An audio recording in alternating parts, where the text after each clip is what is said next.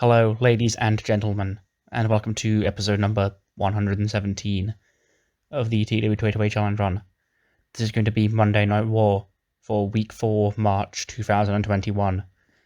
Or in layman's terms, the go-home show for WrestleMania 37. I wish I could say that would be in 2 days' time, but I'm really not going to promise anything, because I haven't even finished all the graphics yet at the time of recording this. And I'm going to have to edit an intro video up because I'm pedantic like that and I want to do it. New skin, you'll see, feeling rejuvenated. I believe it's called the Dark, is it the Dark Arbor skin? Yeah, Dark Arbor, this one. I got from TWDB. I think it'll just need a nice change of pace heading into WrestleMania. And yeah. Without any further ado, let's just jump straight into this go-home show. In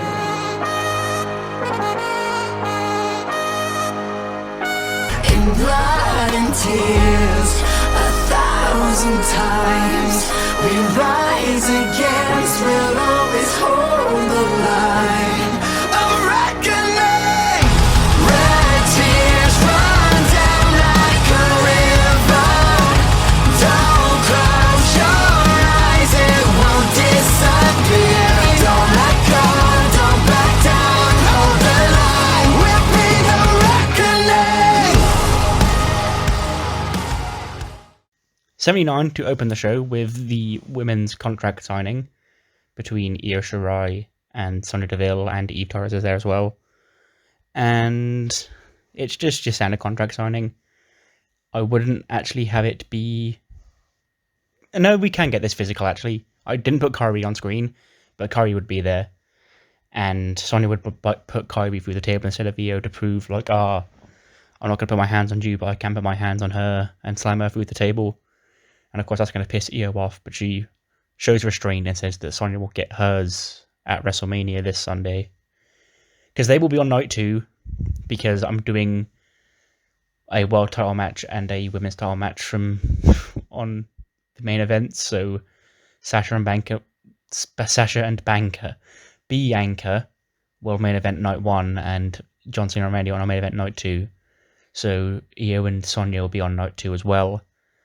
And then Roman and Karrion Kross will be on night 1. So yeah, it will definitely be on the Sunday that these two wrestle. And Io's just gonna cover that anger from Sonya putting her best friend through the table. We're gonna get a quick graphic on the screen saying that after the announcement from Eve last week that these two will have a triple threat match at WrestleMania for a special reward. We're going to get a triple threat tag team match tonight where each one of these men has got to find a partner. And we're going to have a triple threat tag team match, yeah. Drew McIntyre and his partner against Cesaro and his partner against Sheamus and his partner. First match of the night, we're randomly sticking Christian in the ring because, yeah, why not? He defeats Jinder Mahal with a spear in 6:47. He gets a 65 and a 53 for Jinder. Both men were off their game, no storyline, so I guess that's fine. But Christian picking up a nice dub here on Raw. We then cut backstage to Cesaro, who's warming up. He's like putting on his weird little shoulder tape thing that he has, putting his gum shield in, when he's approached by Aussie Mate. And Bronson's like, look, Drew McIntyre and Sheamus, they're two hard-hitting men. And you may well also be one of the toughest men here on Raw. But I also consider myself in that category, so I think us two as a team tonight, that would be pretty damn good if I do say so myself. And so I was like, you know what, Bronson, you make a couple of good points. I can't find anyone more qualified than you. You're my favourite to win the Andre the Giant Memorial Battle Royal, so yeah, I'll be your partner. Because I do want to, going forward after WrestleMania, I do have my plans low-key in place. And I kind of want to turn Aussie Mate face. So this is my way to start that turn, putting Bronson Reed in with Cesaro, because I think he's a good big man baby face. And Fink and Thorne, they can just turn as well, because I need more face tag teams. So yeah, Bronson Reed will team with Cesaro later on tonight. We then get this assortment of human beings, which at first glance you're probably looking, what the fuck is going on here? Well, I'm going to explain. I believe not last year, the year before last, when they last did the Battle Royals. They didn't do the Battle Royals last year in real life. They did like this weird 10, 12, 14 person tag match that was like, now it might have even been 16 actually. It might have been 4 men and 4 women on each side to hype up both the Battle Royals. And obviously TEW has its limits. So it's got to be a 10-man tag just to hype up the Women's Battle Royal and the Men's Battle Royal. And it has Jeff Hardy and Ricochet in it because whilst they will be facing Cedric and Dio on the pre-show, they are still going to be in the Battle Royal as well. They'll be pulling double duty, the same with Braun and Lashley over on SmackDown. And yeah, the face team of Jeff Hardy, Ricochet, R-Truth, Tony Storm and Carmella defeats Elias, Cedric, Dio Madden, Aaliyah and Brandy. Tony pins Aaliyah with the strong 0. 47 for Carmella, 50 for Tony, 52 for Truth, 78 for Ricochet, 65 for Jeff, 42 for Brandy, 36 for Aaliyah, 46 for Dio, 58 for Cedric, and a 65 for Elias. Yeah, not too shabby. After the match, though, Samoa Joe, he storms out from the back and he lays out the babyface team. Obviously, not Tony Storm and Carmella. He lays out R-Truth, Ricochet, and Jeff. And yeah, he's going to scream about how he's going to win the Andre the Giant Memorial Battle Royal. And of course, he laid out R-Truth, who's the 24/7 champion, and Robert Stone crawls onto top of Truth 1, 2, 3 to win the title. Because I want it on him for WrestleMania, because that will be some funny haha stuff with that belt happening at WrestleMania. And if the game says it's vacated, but I'll fix that. It's fine. Drew McIntyre is backstage, talking to the camera, and he didn't have to look very long or very hard to find the perfect tag team partner, because he knows Sheamus and Cesaro, those two, they love to fight, and they love to kick ass, and they'd love to kick Drew's ass tonight. So he needs somebody by his side who's also a expert in the field of ass kicking. And then his index finger goes up into the air, and the camera pans as Oney Lorcan walks into frame, and he screams, "Sheamus and Cesaro, I'm going to kick your ass. I look like your love child, and I'm going to kick your ass and win the Battle Royal. Throw him up." And then he storms off, and Drew again immediately throws his index finger up as him and Oney prepare for battle tonight. We then get a fucking good segment called The Funeral of the New Day. It's Zelina and her mafia all coming out fancily dressed like in black for a funeral. And they play a New Day Greatest Hits collage on the screen. Actually a pretty well put together video, because it's Zelina and she can do that sort of Twitch sort of shit. So she's probably some kind of technically inclined. And then she says that they may be one of the greatest tag teams of this generation, but after this Sunday they're going to be no more, so it's time for a 10-bell salute to the career of the New Day. And obviously it gets to about 7 or 8 when the New Day come out and they say, I mean, we do appreciate this. We do appreciate all the effort you put into this, Selena, but we ain't going anywhere. And you've got me feeling, this is Woods talking, you've got me all feeling all kind of feisty, so how about I'll go one-on-one with one of your men? And Andrade says, yeah, bitch, okay. And then it's Andrade and Xavier Woods. Gets a fucking 82. Xavier Woods wins with in 13:55 of a Shining Wizard.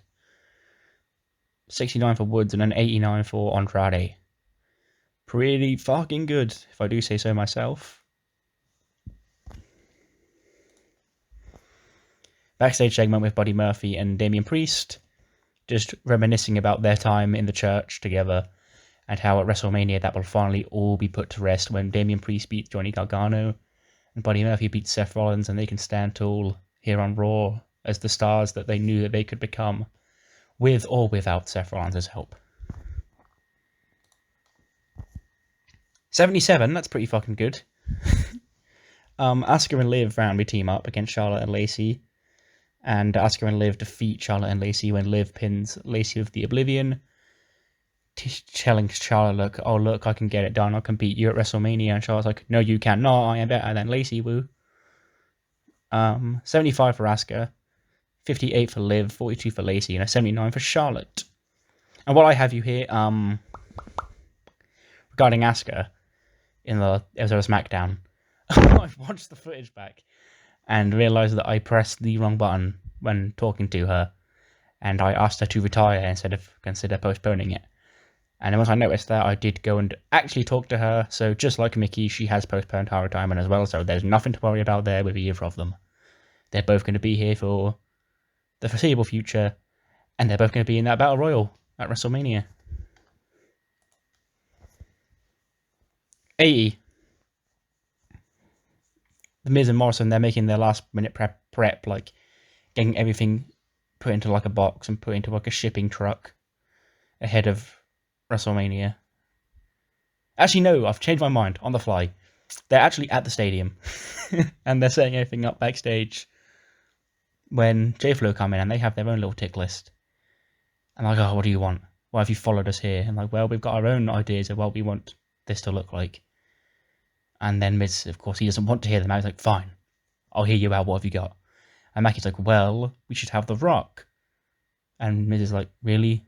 The Rock? You want The Rock? Do you know how busy The Rock is? The Rock isn't going to have time to fly in here for WrestleMania. He's a Hollywood megastar just like me, but I've put that on the back burner for tonight.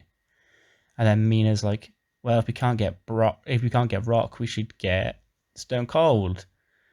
And he's like, really? Stone Cold? And Marika's like, yeah, we should get Bret Hart. And Mizuki says we should get Hulk Hogan. And Tam says we should get Shawn Michaels. And they're like, stop.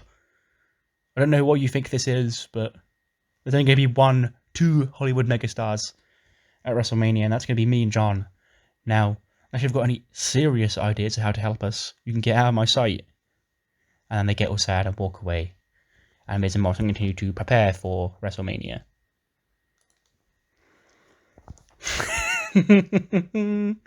Sheamus is backstage with Charlie. He's all flustered. He says, so Drew McIntyre is going to be teaming with Oney Lorcan, and Cesaro is going to be teaming with Bronson Reed. Sheamus, have you found a partner? And he looks at her all pissed off. He's like, there's nobody here, fella, who I want to team with. I've had my tag team partner. Cesaro is my tag team partner, but he's on the other side of the ring to me, so who am I supposed to pick now? My undying loyalty to my friend is going to stab me in the back here because I'm not going to have a partner. And Charlie's like, well, there's still time. You can still find somebody. He's like, well, there's nobody here I want, Charlie. What am I going to do? I'm going to turn around that corner and find the first person I see and make them my tag team partner?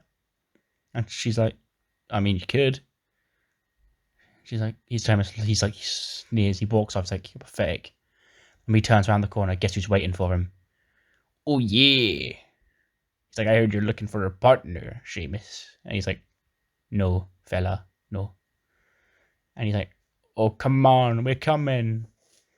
The Celtic Warrior and the Blue Collar Warriors coming right up. And Sheamus is like, no.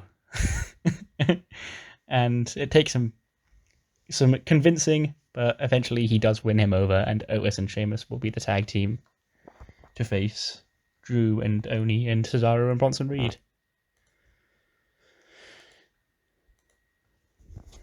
71, that's pretty fucking good. Candice beats Paige by cheating. Ignore Johnny Gargano, pretend that says Ruby Riott. Because I forgot that her manager was Johnny and not Ruby. Paige loses in 13:05. She can come over to Raw now, since she's officially a number 1 contender. But she does get beat here because AJ beat Ruby last week, so good old 50-50. 64 for Paige and a 67 for Candice LeRae. And she has a gimmick that's getting stale. I need to make a note of that and change that. 99. The lights go out when Aleister Black comes, and they come back on. Aleister Black's in the ring. He's sat there with his mask on. And he takes the Purge mask off and he says, the Fiend, you can't run forever. I know, I don't care what you've done with Susie. I'll come and take her back. You will invite me. As you know, you don't even have to, because I'm coming to that funhouse at WrestleMania, whether you like it or not. And don't get this twisted. This isn't going to be like what happened when you took John Cena there. Because you can't get in my head.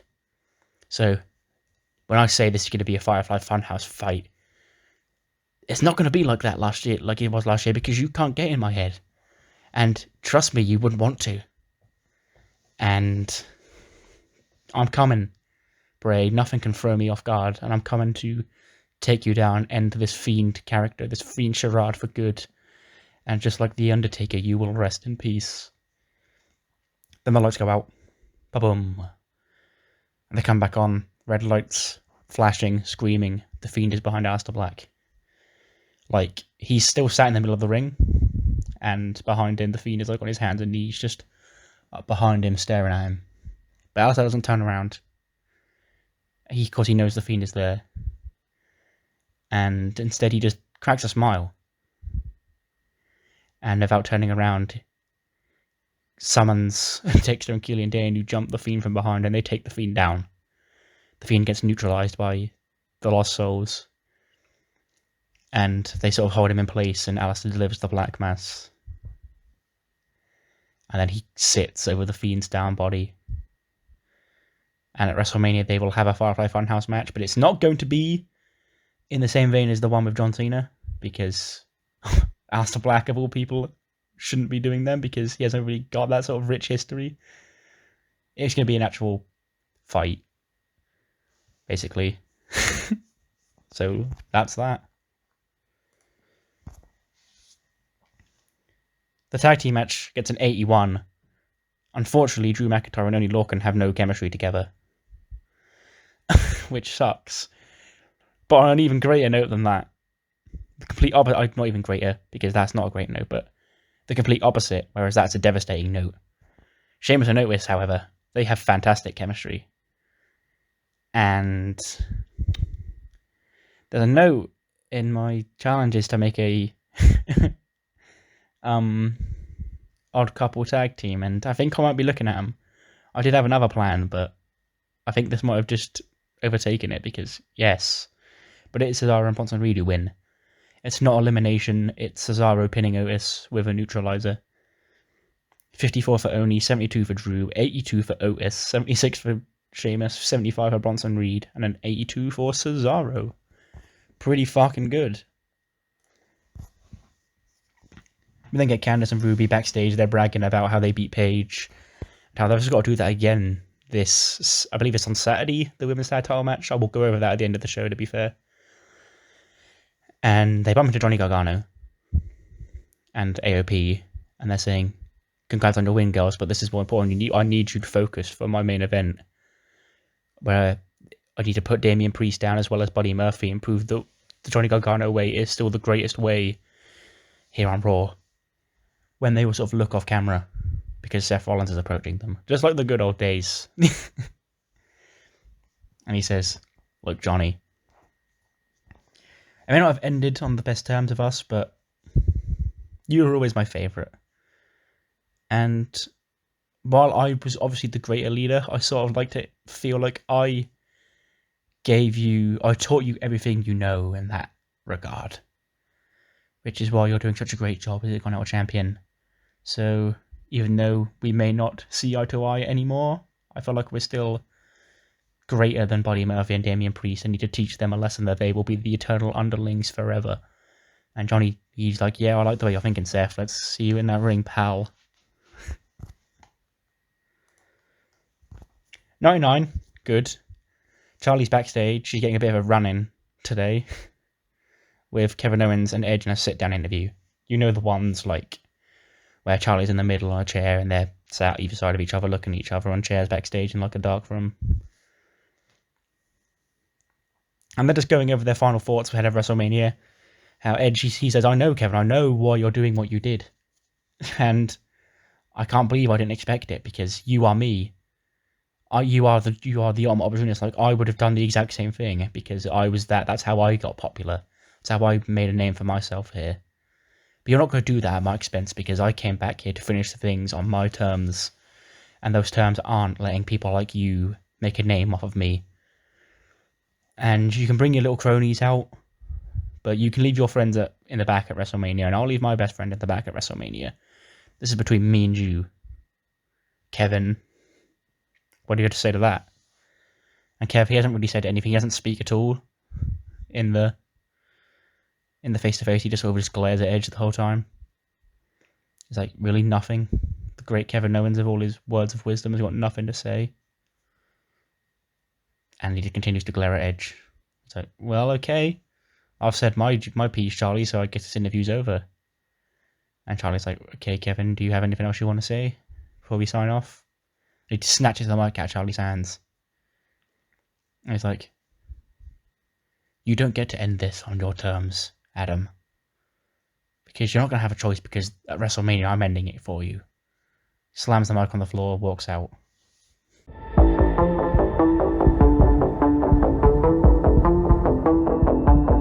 You got me feeling diamond rich. Nothing on this planet compares to it. Don't you agree? Who needs to go to sleep when I got you next to me? All night I ride with you. I know you got my back, and you know I got you. So come up, lights out, follow the noise. Baby, keep on dancing like you ain't got a choice. So come up, come up, come on, let's get physical. Adrenaline keeps on. Thank fuck that is not a serious injury. Damian Priest and Buddy Murphy actually win this match. They defeat Seth Rollins and Johnny Gargano when Damian Priest pins the Intercontinental Champion with a Reckoning. Fine muscle strain for Damian Priest, which I'm 90% sure he's going to be able to work through. 94 for Seth Rollins, 91 for Johnny Gargano, 87 for Buddy Murphy, and a 67 for Damian Priest.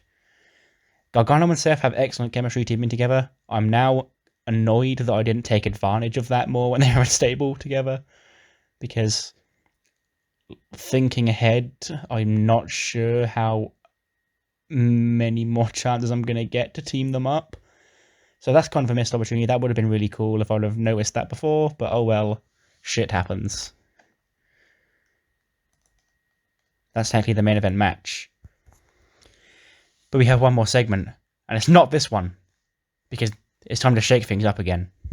Next week, not only will it be the Raw after WrestleMania, draft day is here, boys and girls. And it's not going to be a superstar shake-up, it's going to be like the real life draft, 2 nights, with the picking formula, the exact same formula as real life, where Raw gets 3, SmackDown gets 2, and half the pool will be available to be drafted on night 1, half of the pool will be able to draft on night 2. The exact formula like the real life draft. And that starts next week. And it's not going to overtake the actual Raw after WrestleMania happening, so don't worry about that. But draft day is here next week. And at 100, John Cena and Randy Orton final face-to-face. And Cena takes the mic, and he's like, well, this could be it. This really could be an end of an era. This could be the last time that John Cena and Randy Orton are in this ring face-to-face with each other. And that means I'm going to hold no punches, pull no punches, Randy. I need to tell you exactly what's going to happen. Because I am going to break that record at WrestleMania. Because you see what you're looking at right now. You're already looking at the joint tied 16-time world champion record holder, 3-time Royal Rumble winner, record holder, tied with Stone Cold Steve Austin. Most Make-A-Wishes in WWE history, record holder. Most Make-A-Wishes in Make-A-Wish history, record holder, will never be broken because they don't make heroes like me anymore. Because you're not one, Randy. You're not a hero to these people. You're still Randy Orton, no matter whether you are, whether they cheer you, whether they boo you. You don't change. And I know that's rich coming from me.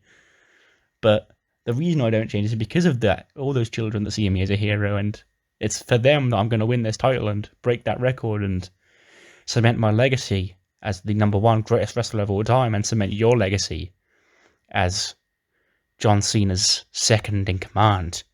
John Cena's shadow lurker. Because you're not going to be able to break out of that shadow, Randy, because you can't get it done at WrestleMania. You just can't. And Randy takes the mic. He says, John, it's been however many years it's been when we first started feuding. I don't know. I can't even remember that far back, honestly, but it's finally come down to this. Me and you, one-on-one for the first time ever at WrestleMania. For this, you've got records on the line, and I've got my pride on the line. This match sells itself. Hollywood WrestleMania. Hollywood-sized main event, John. I've got nothing else to say to you. I've told you, I've given you every piece of my mind I have in the last 5 weeks. I guess all that's left now is he offers his hand out for a handshake. He's like, may the best man win. And Cena's like, oh, he takes the handshake, he shakes his hand, he's like, the best man will win. They have a tense handshake, but Orton's very cautious because he knows that he's probably going to sucker him in for an AA. He sort of looks at Cena all confused, and then they let go. Then Orton goes to leave, and Cena does pick him up for an AA. But Randy Orton sees it come, and he slides out from under the back. And he lays John Cena out with the RKO. And Randy Orton stands tall, title held up high in the sky, with the WrestleMania sign looming behind him as the show closes. 87, that's a banging show. Final show for Raw on the road to WrestleMania. So the next time you'll see these Raw superstars will be at WrestleMania 37. Again, I don't know how long that's going to take me to do, because I've still got a lot of admin stuff to do, and I know I could just not do it, but at this point, it would annoy the fuck out of me if I did it for SummerSlam, and I did it for the Royal Rumble, but not for WrestleMania, so of course I'm going to. And it's really the first actual WrestleMania I've ever done, because I did one in 2016, but that mod started in February, so it wasn't really a whole year's worth of booking. That was like a baby mania, where it was half my shit, half real life shit. This one is nearly the first full year, and it's all coming to a head soon, in not next episode, but the episode after, and the one after that, of course. And I'm quite happy with the universe I've booked and the lore I've booked heading into this show. And I don't know why I'm giving you this now, because I still have a SmackDown to get through. But yeah, Raw done. SmackDown next to go. Then after that, WrestleMania, baby, woo. And of course, I'm asking more on the 87 is what you thought of the show. Do let me know what you thought in the comments below. And I will see you for episode 118. Actually, 118 this time. For SmackDown, the go-home show. Just overall. For the 2 nights of WrestleMania. See you then.